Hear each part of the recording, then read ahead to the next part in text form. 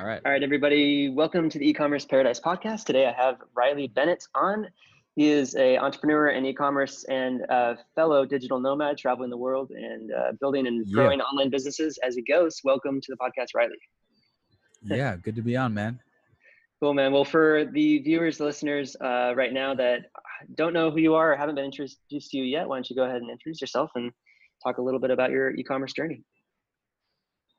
Yeah, I came to the Dropship Lifestyle 2014 retreat/conference in Chiang Mai, Thailand, 2014. And that kicked off my whole digital nomad career. And after actually at that conference, I ended up meeting a guy who was crushing it with Amazon at the time. And so Parker and I, my partner in crime, best friend since the playground, we came out here together and we decided, all right, let's pivot and go into try Amazon FBA, because our drop shipping stores, we were newbies to online marketing and our drop shipping stores weren't making money yet.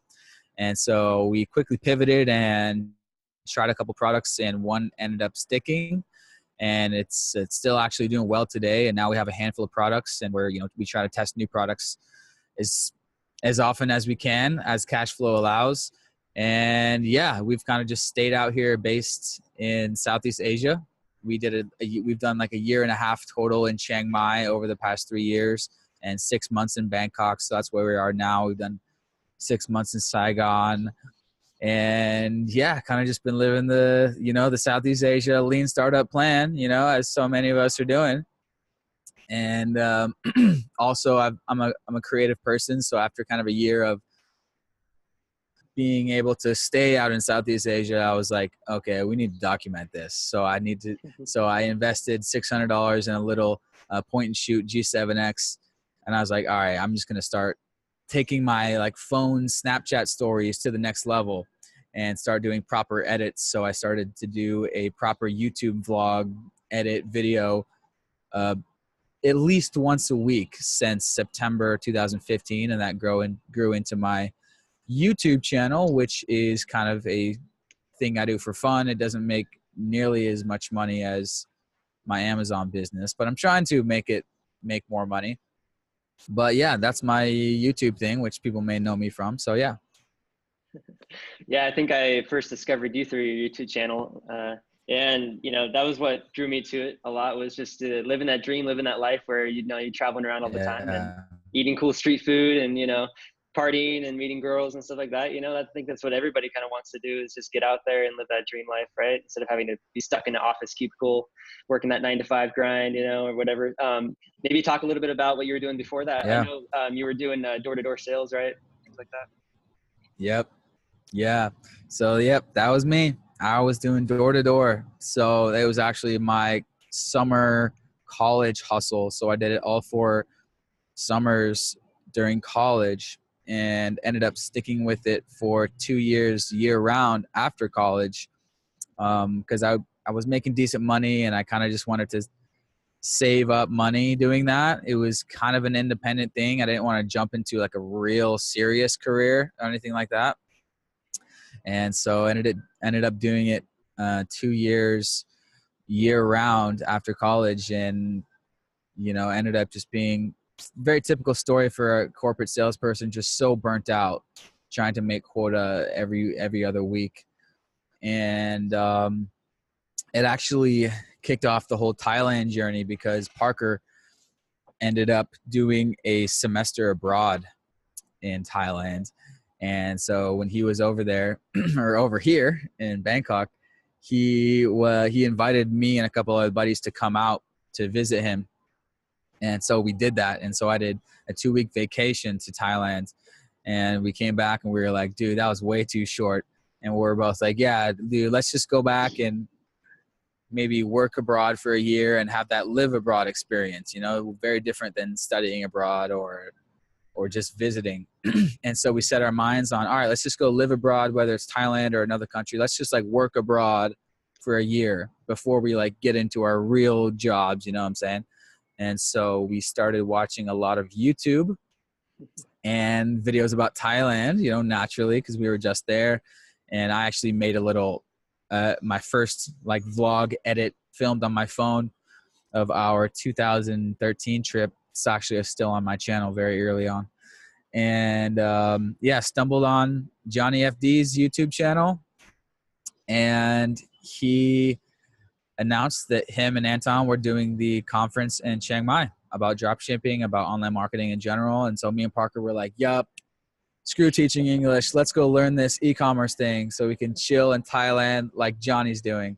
And so, yeah, basically we saw Johnny and we were like, if he can do it, why not us? So 3 years later, we're still here. And I got Johnny's little microphone now. I just upgraded. Yeah, best decision, best mindset to have too. You know, if someone else is Yeah. already out there doing it, you know, why can't you too? So that's awesome.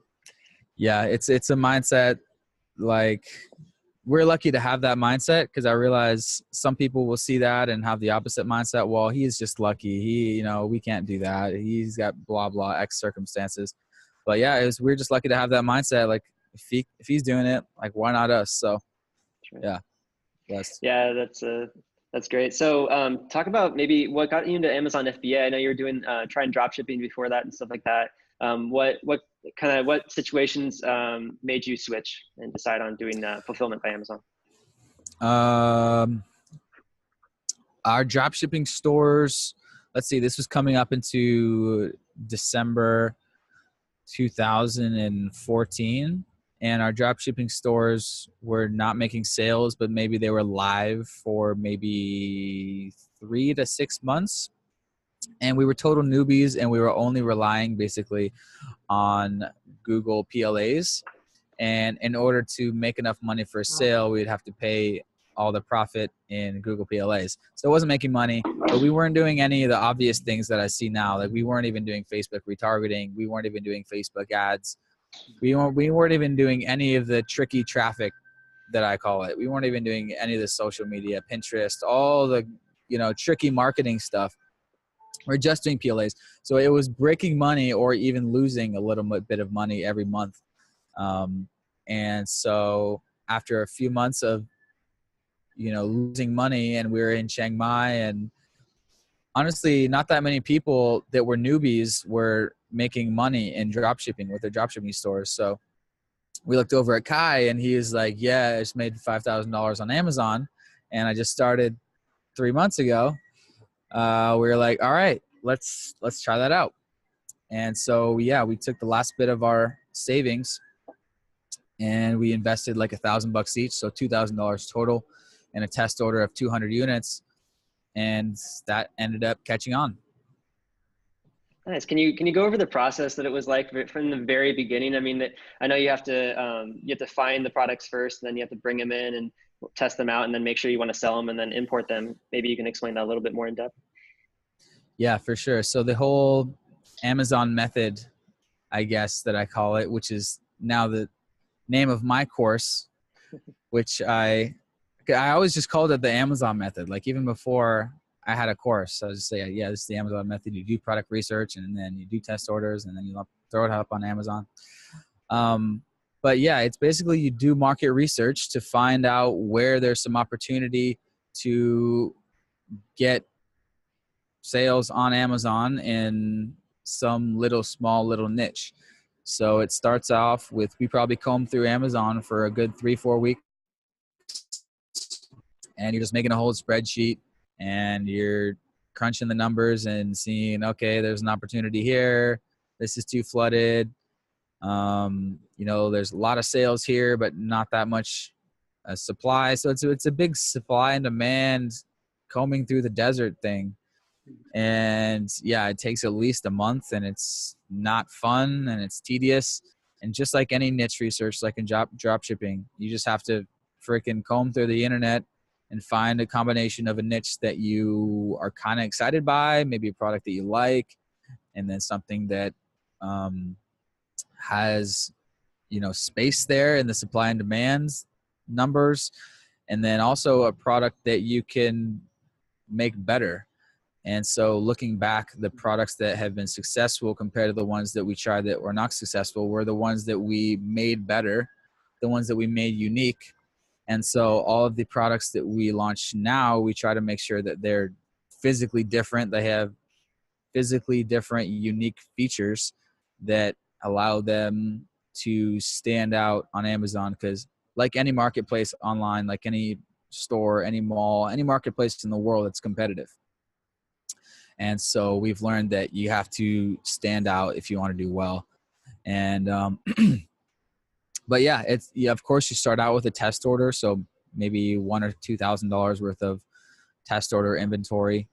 And yeah, so you're ordering that wholesale from Alibaba.com, and you can private label it. You can put your own logo on it, put your own custom packaging on it. And that's kind of the private label or white label method. So you're buying it, rebranding it, adding anything additional to the package, adding any customizations to the product that they can do.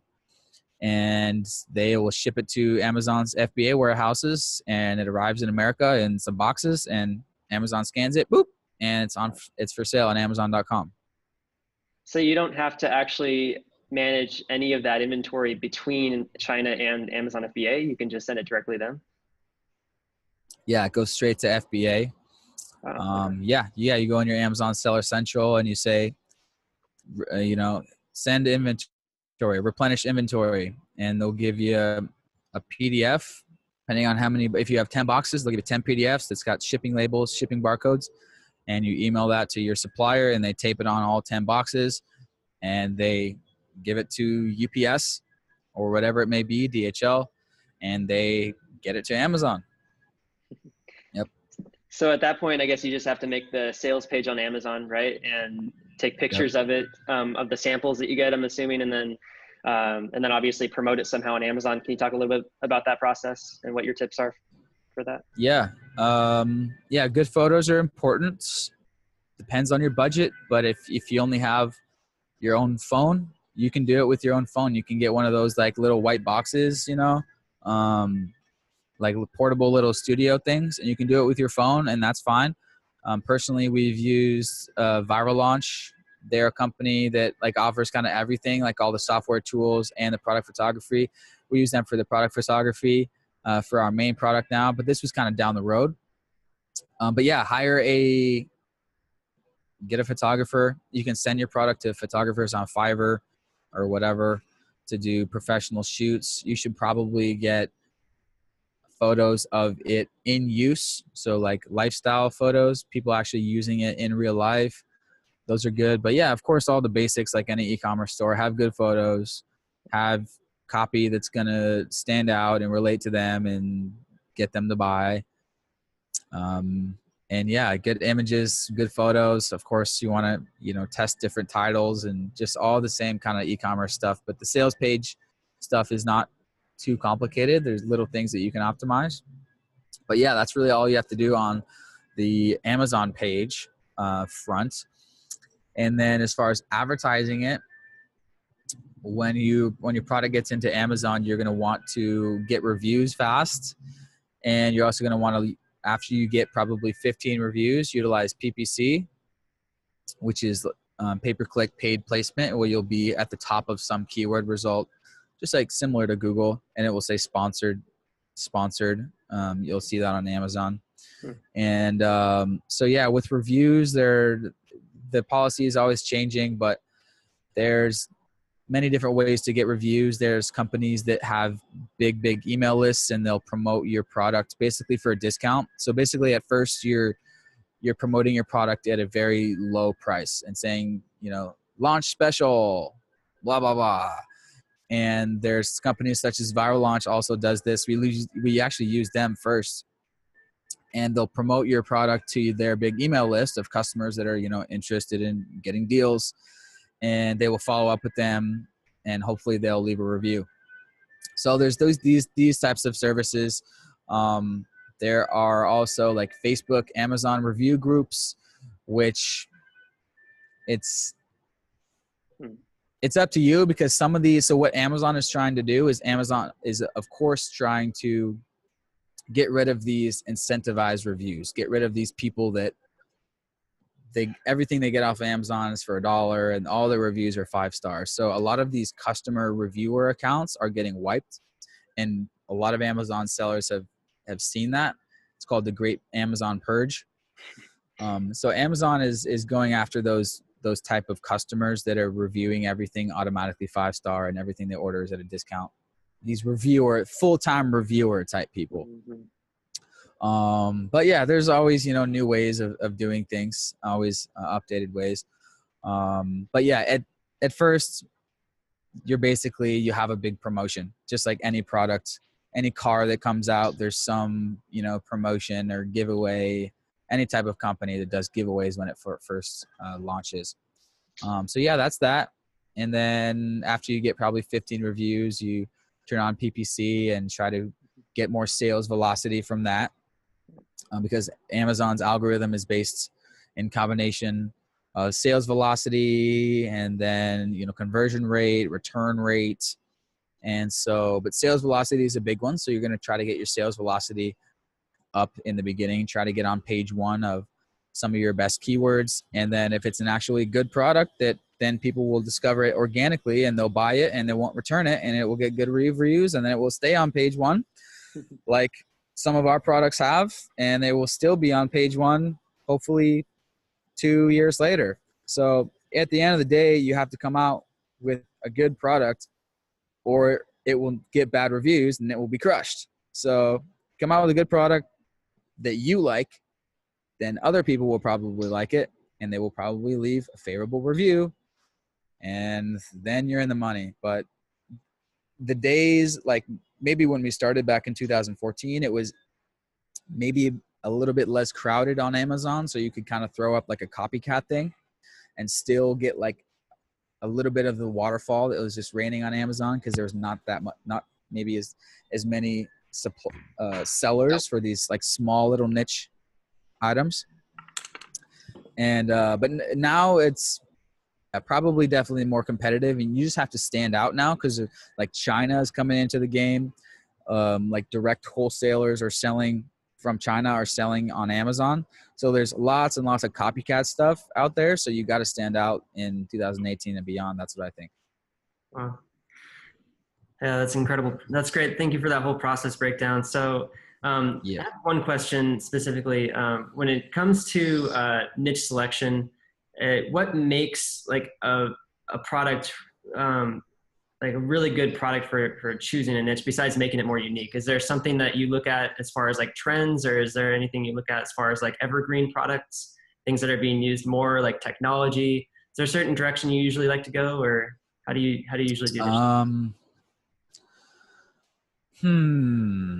I would say my number one thing that people ask me, people in my course and people in my mastermind group, when I'm giving them product advice, because I know this is, as you understand, like niche selection, you have your own course, is a huge, huge part of starting an e-commerce. You have to be smart when it goes into the niche selection. Like, I know like when you start, like you want to get going really fast, but at the same time, you have to humble yourself, take your time and be smart before you choose a niche.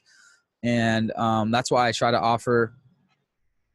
to offer more of these one-on-one niche advising calls like you are for dropshipping. I'm trying to offer more of these to people because I realize there's so much value in that, in hearing someone's one-on-one situation. You can't record a course and be like, here's the golden formula for picking that perfect niche. But yeah, there's no golden formula. I mean, my main thing is trying to help people come up with ideas to differentiate their products to be successful. It's usually because that startup is smart and it has a good idea for a product.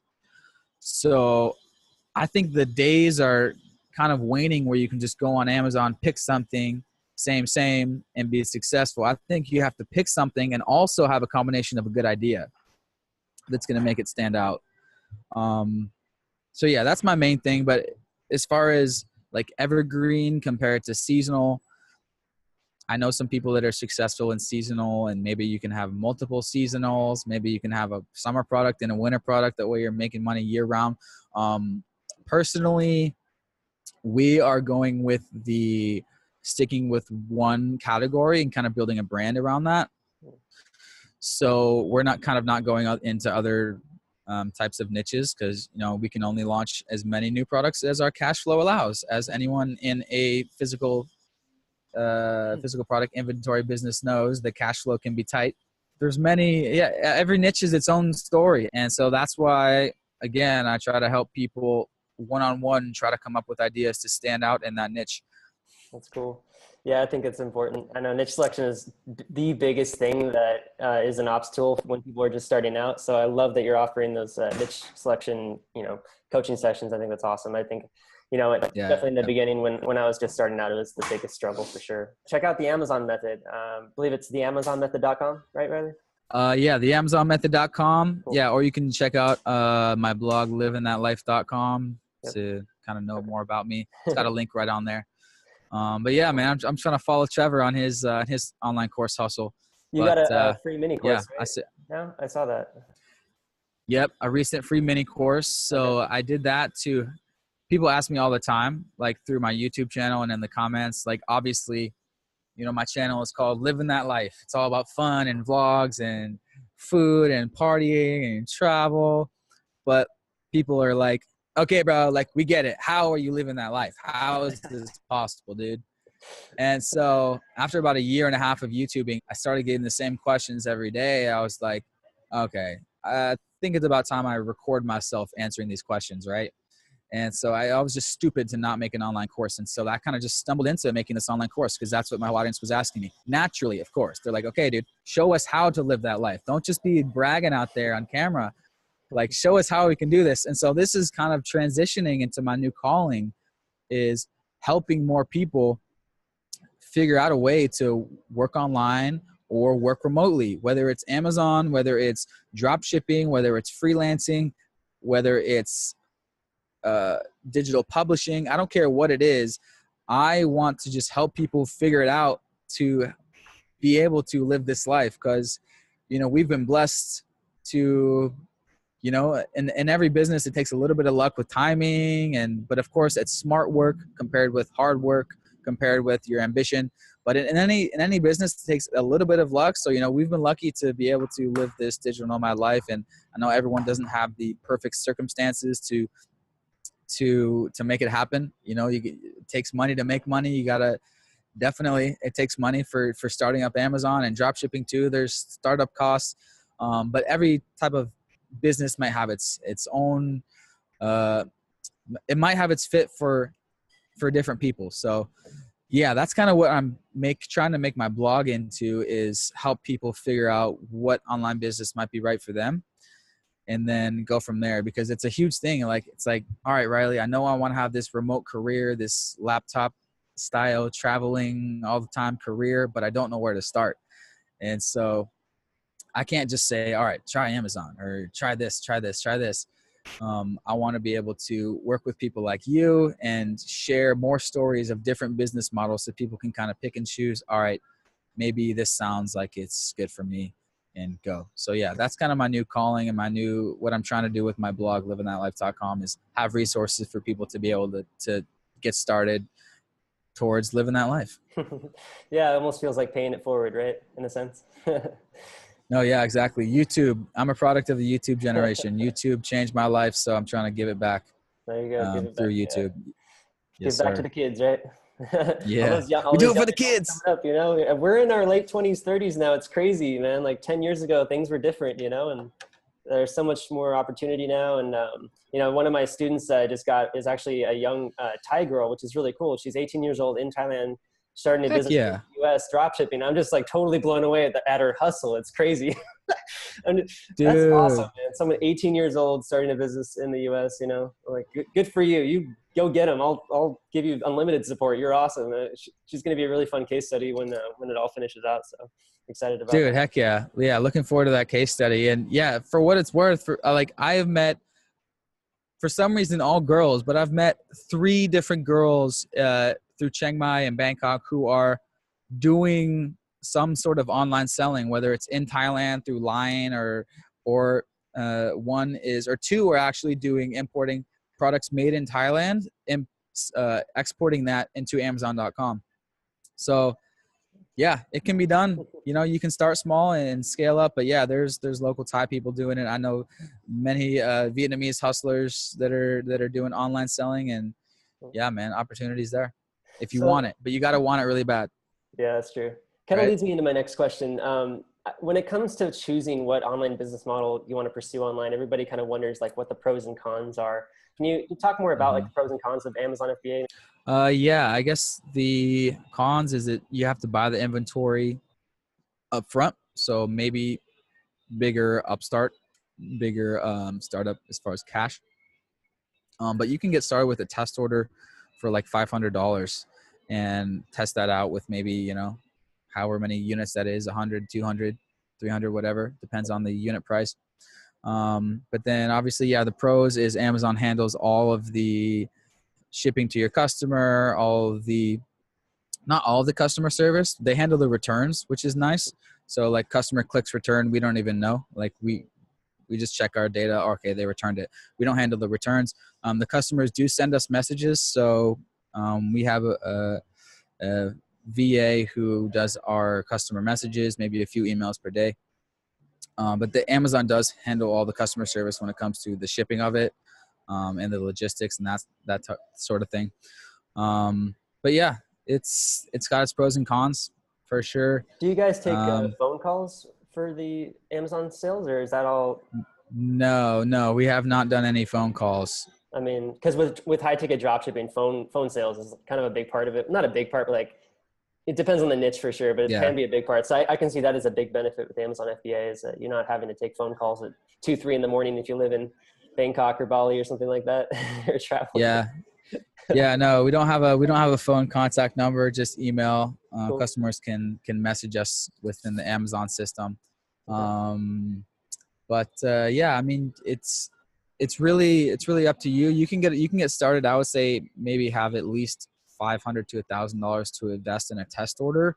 And then after that, depending on the lead time of your product, let's say it takes 30 days to get produced in China, you know, when you order more, it's going to be a tight cash flow issue if you're only starting with $1,000. So what you may have to do is go look for investors, look for a silent partner, look for other entrepreneurs that you know. And if your test order is really successful, show them the numbers and be like, all right, we have this product, it's proven to work, it's getting good reviews, but we don't have the cash flow to buy 1,000 units right now. We don't have that 10 grand to buy 1,000 units. So you may have to, utilize your Facebook contacts and see who knows investors out there and get a silent partner. So you may have to do that. And that's actually what we did at the front, at the beginning we proved our 200 units worked.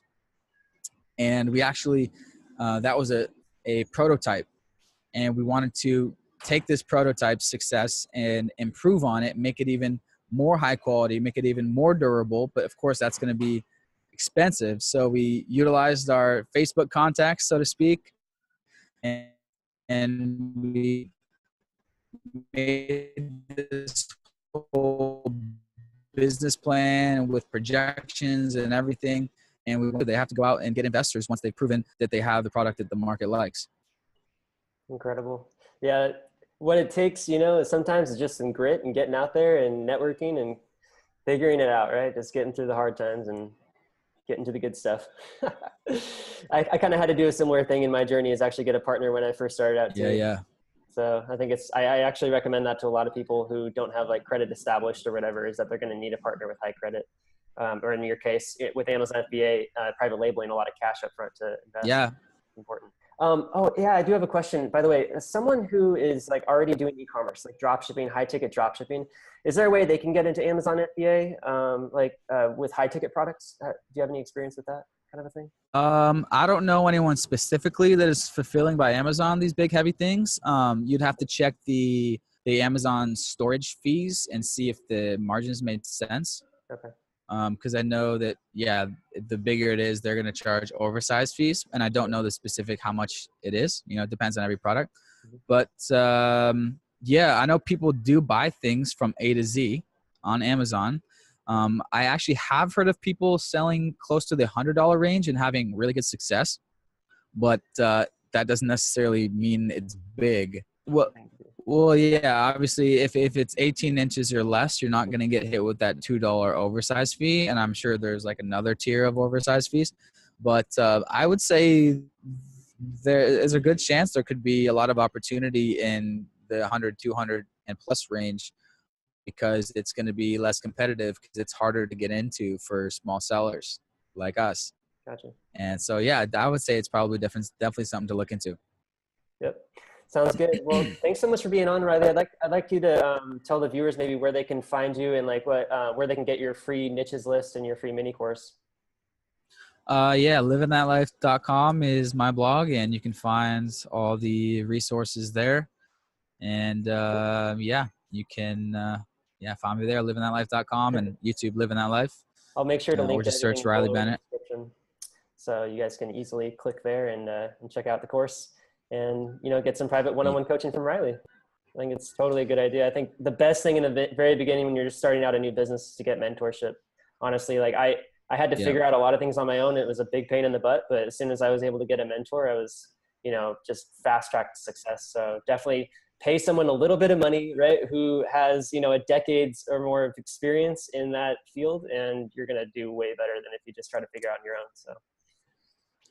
Yeah. It's a major struggle. So, trying to offer my experience where I can.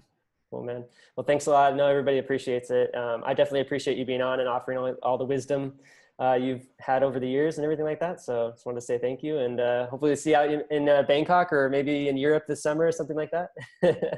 Yeah. Maybe run into you in Bangkok again. I ran into you the other week outside the Starbucks. But this August we're going to be doing Eastern Europe. What about you? Sweet. Yeah, we'll be out in Europe too. We're not going to do Eastern Europe, but we are going to be in Germany, Amsterdam, Italy. So who knows? Living that life, man. Paradise. Living that life. That's right. I tell you, it may not be easy, guys, but it's worth it. And that's what we're trying to do with this YouTube thing. We're just like, once you get over to the other side, and of course there's no end game, as an entrepreneur, it's always, you're doing the next step. You're doing the next thing. But, yeah, guys, it's the little things. Being able to wake up whenever you want is my favorite thing. It's the little things, The little things, yeah. And it's a lot of little things to make a big thing, but like you said, it's worth it. Cool, man. Well, thanks again, Riley. And we'll catch you later. All right, cheers. All right. See you next time.